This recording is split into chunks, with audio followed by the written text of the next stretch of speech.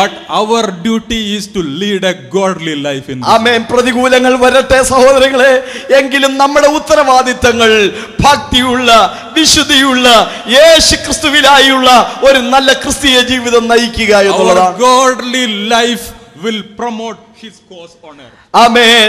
അവന്റെ Our godly life will promote his cause on earth. Amen. His cause means his gospel. Yeah, thank you. ആമേൻ. നമുക്ക് ആ ഭക്തിയുള്ള ജീവിതത്തിലൂടെ യേശുവിന്റെ സുവിശേഷത്തെ ഇവിടെ പ്രഘോഷിക്കുവാൻ, ഇവിടെ പ്രൊമോട്ട് ചെയ്യുവാൻ സാധിക്കും. Dear God's children, God has called us to lead a life that is godly. സഹോദരങ്ങളെ, ഒരു ജീവിതം ചെയ്യാനായി ദൈവം നമ്മെ വിളിച്ചിരിക്കുന്നു. ആ ജീവിതം എന്ന് പറയുന്നത് സാധാരണപ്പെട്ട ജീവിതമല്ല, ക്രിസ്തുവിൽ ഭക്തിയുള്ള ഒരു ജീവിതമാണ്. Do not be afraid of what you will have to face because of your faith. നിങ്ങളുടെ വിശ്വാസത്തിനു വേണ്ടി നിങ്ങൾ അഭിമുഖീകരിക്കേണ്ടി വരുന്ന പ്രശ്നങ്ങളെ ഓർത്ത് നിങ്ങൾ ഭാരപ്പെടേണ്ടതില്ല. Because our Lord is responsible. കാരണം അതിന്റെ മേൽ ഉത്തരവാദിത്വം യേശുക്രിസ്തുവിനാണ്. Jesus is responsible for his church. കർത്താവിന് സഭയെക്കുറിച്ച് ഉത്തരവാദിത്വമുണ്ട്, കർത്താവിന് നിങ്ങളെക്കുറിച്ച് ഉത്തരവാദിത്വമുണ്ട്. Because the body of Christ, it is not a human institution. ആമേൻ. കർത്താവിന്റെ സഭ എന്ന് പറയുന്നത് ഒരു മാനുഷികമായ സംഘടനയല്ല. It is a divine institution founded by God himself. അതൊരു ദൈവിക സ്ഥാപനമാണ്.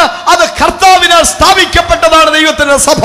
And the divine nature of the church, it has the power to grow of its own. ആമേൻ. ആ ദൈവിക ശൈലിക്ക് തന്നെ ആ ദൈവിക സഭയെ വളർത്തിയെടുക്കുവാനും നിലനിർത്തുവാനും പുലർത്തുവാനും കഴിയും. It has the power to take care of itself.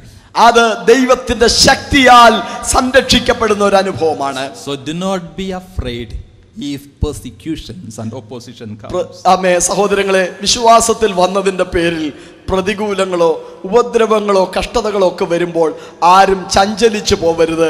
ക്രിസ്തുവേശുവിൽ ഭക്തിയോടെ ജീവിക്കാൻ ആഗ്രഹിക്കുന്നവർക്കൊക്കെയും ഉപദ്രവം ഉണ്ടാകും എന്ന് നാം അറിഞ്ഞിരിക്കണം. Paul tells us one more thing, and with that I will conclude. പൗലോസ് അവിടെ ഒരു കാര്യം കൂടെ നമ്മളോട് പറയുന്നു. അക്കാര്യം കൂടെ പറഞ്ഞ് ഈ സന്ദേശം ഉപസംഹരിപ്പാൻ ഞാൻ ആഗ്രഹിക്കുന്നു. 2 Timothy chapter 3 verse 14. ഒരാൾ വായിച്ച് സഹായിക്കണം. 2 തിമോത്തിയോസ് 3:14. നീയോ ഇന്നവരോട് പഠിച്ചു എന്ന് ഓർക്കുകയും ക്രിസ്തുയേശുവിലുള്ള വിശ്വാസത്താൽ നിന്നെ രക്ഷിക്കാൻ ജ്ഞാനിയാക്കുവാൻ മതിയായ തിരുവെഴുത്തുകളെ ബാല്യം മുതൽ അറിയുകയും ചെയ്യുന്നത് കൊണ്ട് നീ പഠിച്ചും നിശ്ചയം പ്രാപിച്ചും ഇരിക്കുന്നതിൽ നിലനിൽക്കുക. A godly life is built upon the word of God. ഒരു വിശുദ്ധ ജീവിതം, ഒരു ഭക്തിയുള്ള ക്രിസ്തീയ ജീവിതം ദൈവവചനത്തിൽ അടിസ്ഥാനപ്പെട്ട ഒരു ജീവിതമായിരിക്കണം. A godly life is founded on the word of God. ദൈവവചനത്തിന്റെ മേൽ അടിസ്ഥാനപ്പെട്ടിരിക്കുന്ന ഒരു ക്രിസ്തീയ ജീവിതത്തിന്റെ നിദാനം എന്ന് പറയുന്നത് വിശുദ്ധ തിരുവെഴുത്തുകളാണ്. Paul says you have known the holy scriptures.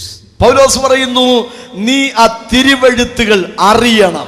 And you know that it has the ability or power to make you wise unto salvation through faith in the Lord Jesus Christ. നിന്നെ രക്ഷയ്ക്ക് ജ്ഞാനിയാക്കുവാൻ മതിയായ തിരുവെഴുത്തുകളെ നീ അറിയണം. The word of God, that is our foundation. ദൈവത്തിന്റെ വചനമാണ് നമ്മുടെ ക്രിസ്തീയ ജീവിതത്തിന്റെ ആധാരശില. Martin Luther, the greatest reformer God used in the church, he said like this. സഭയുടെ നവോത്ഥാനത്തിനായി ദൈവത്താൽ ഉപയോഗിക്കപ്പെട്ട മഹാനായ മാർട്ടിൻ ലൂഥർ ഇങ്ങനെ പറയുകയുണ്ടായി. In his fight against papacy, he said, പാപ്പാധിപത്യത്തിനുള്ള തന്റെ പോരാട്ടങ്ങൾക്കിടയിൽ താൻ ഇങ്ങനെ പറയുകയുണ്ടായി. he said a very short sentence. അദ്ദേഹം പറഞ്ഞത് വളരെ ഹ്രസ്വമായ ഒരു വാചകമായിരുന്നു. On God's word I stand. ആമേൻ. പ്രതികൂലങ്ങളുടെ നടുവിൽ നിൽക്കുമ്പോൾ ആമേൻ, മഹാനായ മാർട്ടിൻ ലൂഥർ ഇങ്ങനെയാണ് പറഞ്ഞത്, ദൈവവചനം നിമിത്തം ഞാൻ ഇവിടെ ആയിരിക്കുന്നു. Dear God's children, if we are standing on the foundation of God's word, we will not stumble.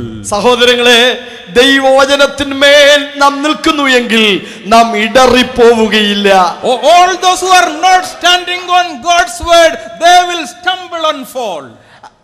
They will stumble and fall. Or those who are not standing. ആമേൻ. ദൈവവചനത്തിൽ നിൽക്കാത്ത മനുഷ്യന്റെ ജീവിതം വീണു പോകും, തകർന്നു പോകുമെന്നറിയണം. But those who stand on God's word, they will never stumble and fall. ആമേൻ. എന്നാൽ ദൈവവചനത്തിൽ അടിസ്ഥാനപ്പെട്ട ഒരു ജീവിതം അത് വീഴുകയില്ല, തകരുകയില്ല. ദൈവവചനത്തിന് മേൽ നിലനിൽക്കുവാൻ നമുക്ക് കൃപ ചെയ്യട്ടെ. And he will be like the wise man who built his house upon the rock and not on the sand. ആമേൻ. മണലിന്മേലല്ല, പാറമേൽ പാടുപെട്ട് പണിത ബുദ്ധിയുള്ള മനുഷ്യൻ അവൻ തുല്യനാണ്. മഴ പെയ്താലും നദികൾ പൊങ്ങിയാലും പ്രതികൂലങ്ങൾ വന്നാലും ക്രിസ്തുവിന്റെ വചനത്തിന് മേൽ, ക്രിസ്തുവിന്റെ മേൽ പണിയപ്പെട്ട ഒരു ജീവിതം അത് തകരുകയില്ല. Whatever opposition comes, he will not fall. പ്രതികൂലങ്ങൾ ഉയർന്നു വരട്ടെ, അവൻ വീഴുകയില്ല. Because he stands on a firm ground, that is God's word. ആമേൻ. ഉറപ്പുള്ള ഒരു അടിസ്ഥാനത്തിന് മേലാണ് അവൻ നിൽക്കുന്നത്, ദൈവവചനമാകുന്ന അടിസ്ഥാനത്തിന് മേൽ. But it is very sad to notice that the word of God is not preached in many churches. എന്നാൽ വളരെ വേദനയോടെ പറയട്ടെ, ഇന്ന് പല സഭകളിലും ദൈവത്തിന്റെ വചനം യഥാർത്ഥമായി പ്രസംഗിക്കപ്പെടുന്നില്ല. Prosperity gospel and prosperity theology has taken the seat of God's word in the church. ദൈവവചനത്തിന് പകരം ഇന്ന് അഭിവൃദ്ധിയുടെ സന്ദേശം പലയിടങ്ങളിലും പ്രസംഗിക്കപ്പെടുകയാണ്. If you give 500 rupees to the church, next week you will get 1000 rupees. ആമേൻ. ഇന്ന് നിങ്ങൾ 500 രൂപ സഭയ്ക്ക് കൊടുത്താൽ നാളെ 1000 കിട്ടുമെന്ന് പഠിപ്പിക്കുന്നവരുണ്ട്. This is not the gospel of Jesus Christ. അത് യേശുവിന്റെ സുവിശേഷമല്ല. Jesus never told anybody like that. കർത്താവ് അങ്ങനെ ആരോടും അഭിവൃദ്ധിയുടെ സുവിശേഷം പങ്കുവച്ചിട്ടില്ല. If you come to the church with a motorbike this Sunday, next Sunday God will bless you with a car. Jesus doesn't say that. ഇന്ന് നീ ഒരു motor സൈക്കിളിലാണ് സഭയിൽ വരുന്നെങ്കിൽ അടുത്ത ആഴ്ച നീ കാറുമായിട്ട് വരാൻ തക്ക നിലയിൽ ദൈവം നിന്നെ അനുഗ്രഹിക്കുമെന്ന് ആ വിധത്തിലുള്ള ഒരു ഉപദേശം കർത്താവ് പഠിപ്പിച്ചിട്ടില്ല. But sadly there are churches even in Kerala that teaches such false gospel, which Paul says some other gospel. ആമേൻ. പൗലോസിന്റെ ഭാഷയിൽ പറഞ്ഞാൽ അത് വേറൊരു സുവിശേഷമാണ്. അമ്മാതിരിയുള്ള അഭിവൃദ്ധിയുടെ സുവിശേഷം, വേദനയോടെ പറയട്ടെ, ഇന്ന് കേരളക്കരയിലും പ്രസംഗിക്കപ്പെടുന്നുണ്ട്. Therefore it is very important that it is a great responsibility upon all of us to teach what the word of God says about salvation, about Christian life, about eternity, about life in Christ. We need to teach God's people. നമ്മുടെ ഒരു ഉത്തരവാദിത്വം കൂടെ ഞാൻ അവിടെ പറയട്ടെ. യേശു ക്രിസ്തുവിലൂടെയുള്ള രക്ഷ, ആമേൻ, ഒരു യഥാർത്ഥ ക്രിസ്തീയ ജീവിതം, ഭക്തിയുള്ള ജീവിതം, അതെന്താണെന്ന് സഭകളിൽ പ്രസംഗിക്കാൻ, പഠിപ്പിക്കാൻ ഉള്ള വലിയ ഉത്തരവാദിത്വം കൂടെ നമുക്കുണ്ട്. As we teach God's word, as we submit our lives before God, the lordship of Christ, we acknowledge his lordship of Christ in our life. ആമേൻ. ക്രിസ്തുവിൽ നമ്മുടെ ജീവിതം സമർപ്പിച്ച് ആ വിധത്തിലുള്ള ഒരു ജീവിതത്തിന് വേണ്ടി നാം തയ്യാറാകുമ്പോൾ ഒരു കാര്യം കൂടെ നാം മനസ്സിലാക്കും. എൻ്റെ ജീവിതത്തിൻ്റെ ഉത്തരവാദിത്വം, എൻ്റെ ജീവിതത്തിൻ്റെ കർത്തൃത്വം എൻ്റെ കർത്താവ് ഏറ്റെടുത്തിരിക്കുന്നു. The early church made such a great impact upon the society where they lived just because they preached God's word. ആമേൻ. ദൈവത്തിന്റെ വചനം പ്രസംഗിച്ചതുകൊണ്ട് ആദിമകാലത്തുള്ള സഭയ്ക്ക് അവരുടെ ജീവിതത്തിലൂടെ സമൂഹത്തിൽ ഒരു വലിയ സ്വാധീനത സൃഷ്ടിച്ചെടുക്കുവാൻ സാധിച്ചു. They were ordinary men and women. അവരെല്ലാവരും സാധാരണക്കാരായ പുരുഷന്മാരും സ്ത്രീകളുമായിരുന്നു. But they had a treasure in their heart. എന്നാൽ അവരുടെ ഉള്ളിൽ നിലനിൽക്കുന്ന ഒരു നിക്ഷേപമുള്ളവരായിരുന്നു. That was the word of God. എന്തായിരുന്നു അവരുടെ നിക്ഷേപം?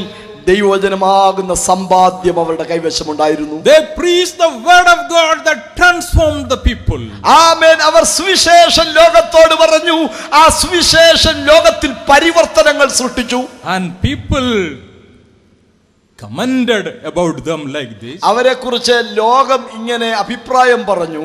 They are people who make the world upside down. ലോകത്തെ കീഴ്മേൽ, പഠിപ്പില്ലാത്തവരും സാമാന്യരുമായ ആളുകളാണെങ്കിലും അവർ ലോകത്തെ കീഴ്മേൽ മറിക്കുന്നവരാണെന്ന് അന്നത്തെ ആളുകൾ അഭിപ്രായപ്പെട്ടു. It is their godliness that is founded on the scripture that transformed the people, that made the world of their day upside down. ആമേൻ. ആ ലോകത്തെ കീഴ്മേൽ മറിക്കുവാനുണ്ടായ കാരണം എന്താണെന്നറിയാമോ? അവരിൽ യേശു ക്രിസ്തു ജീവിക്കുന്നുണ്ടായിരുന്നു. ക്രിസ്തുവുള്ള ഒരു ജീവിതം അവർ നയിച്ചു കാണിച്ചു. ആ ജീവിത ശൈലിയാണ് ലോകത്തെ കീഴ്മേൽ മറിക്കുന്നവരാണ് ഇവര് എന്ന് ആളുകൾ പറയുവാൻ ഇടയായി തീർന്നത്. Only the word of God can change the lives of the people. സഹോദരങ്ങളെ, ക്രിസ്തുവുള്ള ഒരു ജീവിതം നാം നയിക്കുമെങ്കിൽ ഈ സമൂഹത്തെയും സ്വാധീനിക്കുവാൻ നമുക്ക് സാധിക്കും. If we are leading a godly life, make sure that our life is founded on the scripture. ആമേൻ. ക്രിസ്തുവുള്ള ഒരു ജീവിതം നാം നയിക്കുന്നുവെങ്കിൽ ഒരു കാര്യത്തിൽ നമുക്ക് ഉറപ്പുണ്ട്, നമ്മുടെ ആ ജീവിതം ദൈവവചനത്തിന്റെ അടിസ്ഥാനപ്പെട്ട ഒരു ജീവിതമാണ്. This evening can we ask ourselves, ഇന്ന് രാത്രി നമുക്ക് നമ്മോട് തന്നെ ഒരു ചോദ്യം ചോദിക്കാൻ, നമുക്ക് നമ്മെ തന്നെ ഒന്ന് ആത്മശോധന ചെയ്യാൻ സാധിക്കട്ടെ. is my life centered in Christ Jesus? എന്റെ ജീവിതം യേശു ക്രിസ്തുവിൽ ഉള്ള ഒരു യഥാർത്ഥ ക്രിസ്തീയ ജീവിതമാണോ? Am I living in the Lord Jesus Christ? ഞാൻ യേശു ക്രിസ്തുവിൽ ജീവിക്കുന്നവനാണോ? Am I able to demonstrate his power in this world? യേശു ക്രിസ്തുവിന്റെ ആ ശക്തിയെ പ്രദർശിപ്പിക്കുവാൻ എനിക്കിന്ന് സാധിക്കുന്നുണ്ടോ? Am I able to withstand the persecutions and oppositions that come on my way because of my faith? ആ വിധത്തിലുള്ള ഉപദ്രവങ്ങൾ സഹിക്കുന്ന ഒരു ക്രിസ്തീയ ജീവിതം നയിക്കുവാൻ എനിക്ക് സാധിക്കുന്നുണ്ടോ എന്ന് നാം നമ്മെ തന്നെ സ്വയം ശോധന ചെയ്യേണ്ടതുണ്ട്. Is my life built upon the firm foundation that is God's word? ഉറപ്പുള്ള അടിസ്ഥാനമാകുന്ന ദൈവവചനത്തിൽ എനിക്ക് അടിസ്ഥാനപ്പെട്ട് ജീവിക്കുവാൻ സാധിക്കുന്നുണ്ടോ? Then we all are in the narrow path, in the right direction towards heaven. അങ്ങനെയാണെങ്കിൽ ഒരു കാര്യം പറയട്ടെ, സത്യത്തിലേക്കുള്ള, നിത്യതയിലേക്കുള്ള, രക്ഷയിലേക്കുള്ള ആ ഇടുക്കുവാതിലൂടെ നാം യാത്ര ചെയ്യുന്നവരാണ്. Let us all march to eternity, to heaven, with the lots of happiness and joy filling our heart with a godly life. സഹോദരങ്ങളെ, ഉപദ്രവമുണ്ട്, കഷ്ടതയുണ്ടെങ്കിലും ആ ഇടുക്കുവതിലൂടെ നമ്മുടെ യാത്ര നിത്യതയിലേക്കുള്ള, സ്വർഗരാജ്യത്തിലേക്കുള്ള ഒരു സത്യപാതയിലൂടെയുള്ള യാത്രയാകിയാൽ നമുക്ക് സന്തോഷിക്കാൻ കഴിയും.